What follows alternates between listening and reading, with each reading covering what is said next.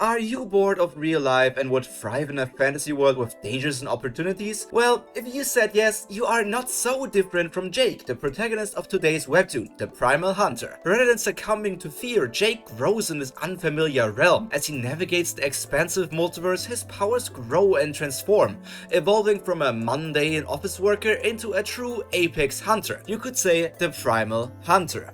Back to Isekai it is. These things will never disappear, but the premise and summary of this webtoon sound interesting to me. I would guess that the time it takes for him to grow into an apex hunter is much longer than the description makes us think, or at least I would hope so. Looking at this promotional picture, the Primal Hunter has a rougher art style than most webtoons, but if it turns out to be a rough and brutal story, this works out perfectly fine. I already like the idea of a simple office worker turning into a bow and arrow wielding monster hunter. Not much else to say before actually getting into it. Like always, I put a link to the webtoon in the description of this video for you to check it out before we start talking about the content of the first 5 episodes. Go read it now or be ready for minor spoilers about the story of the Primal Hunter and my personal first impressions. As I said before, the art style of the Primal Hunter is different to most webtoons you can find at the moment at least. It is more simple and rough, which however helps in conveying certain emotions. It also is just a change of pace to the almost factory produced quality many other stories have nowadays. Just to make it clear, those webtoons look great, but if tens of stories have the exact same art style, even good looking art can become boring at some time. Now let us get to the actual plot. The main character is not the perfect body type like many protagonists are on Webtoon. He probably is even leaning a bit to the chubby side. I somehow understand the feelings Jake, our protagonist, has. Maybe people would call me weird, just like Jake is experiencing it here in the story. However, feeling a slight sense of relief or freedom after human society as we know it got destroyed, well, I kind of get it.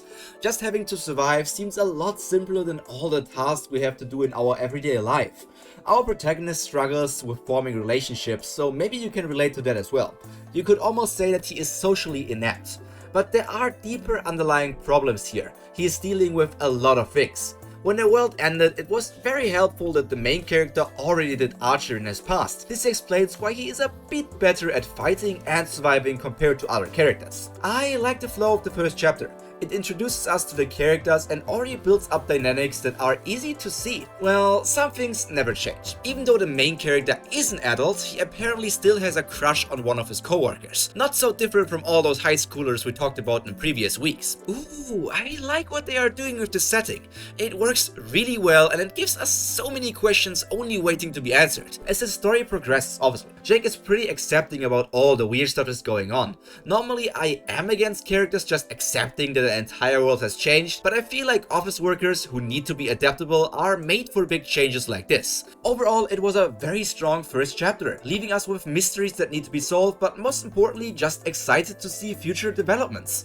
Looking at some of the comments, this webtoon seems to be based on a book, and many people talk about it very positively, further raising my hopes that we're already quite high after the first chapter alone. The party of Jake is quite balanced, at least when you compare it with a classic fantasy or RPG party. I won't tell you any names and what classes or abilities the other team members picked, to still give you some surprises to experience if you want to read it yourself. All I will say is that the characters seem realistic so far, which could turn out to be either a very good thing or a bad thing, depending on how you look at stories. By the way, it is weird to say, but the characters not having all Korean or Japanese names is a change of pace I actually enjoy. Makes it feel more relatable in a way, to a Westerner like me especially. However, and that is a big however, that is in no way me saying localizers should westernize character names and other things in stories. I think we should stay as the original intends it to do, and if the original name is Jake, that should be the same in Japanese, English, German or whatever. Chapters really do fly by in the Primal Hunter, and I can really feel things escalating already. Jake could potentially grow into either a great leader or a completely crazy lone wolf. If you like either of these two character archetypes, you just have to check out this webtoon. What I also think is important for my current enjoyment is that Jake's powers don't break the system and don't make him overpowered, which I appreciate so much.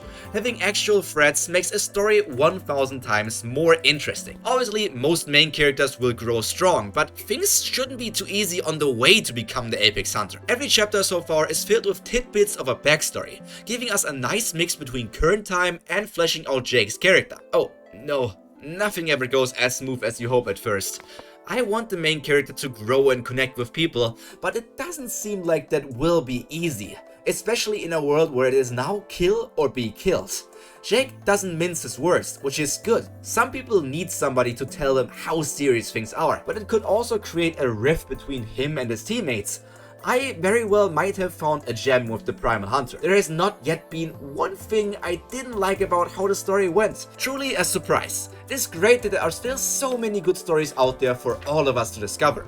Enough gushing, back to the first impressions. Testing out skills and training to survive. The pace is great, hopefully it stays like this. Discovering more parts of the world is interesting, and it's nice to know that the author can go in multiple directions. Learning that it's not only alive things that can be dangerous is quite important. After all, we all know that nature could end us all if it had a will of its own. New developments keep on happening. Every chapter introduces or uses a new element, making sure the reader never gets bored.